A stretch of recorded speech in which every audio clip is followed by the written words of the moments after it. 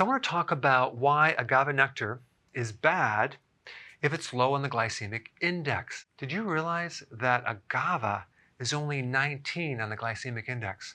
I mean, sugar is like 70. Agave is low.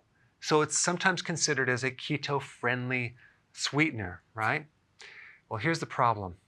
Agave is 70% fructose. And fructose is very different than glucose.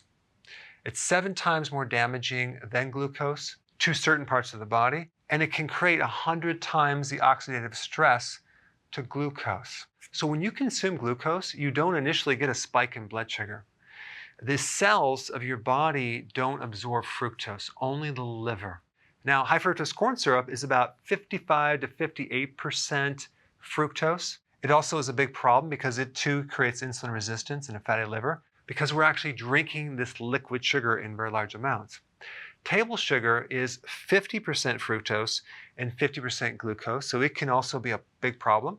And I also get people that will tell me when they consume fruit, it doesn't spike their blood sugars because of the fructose. Well, the thing about fruit is, yes, there is fructose, but there's also fiber, which buffers the response.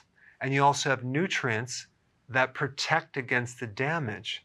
But there still is fructose, and fructose will stop your ability to stay in ketosis.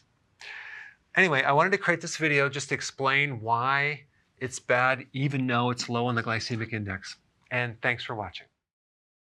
So if you want to get notified with all my content, click the notification bell next to subscribed.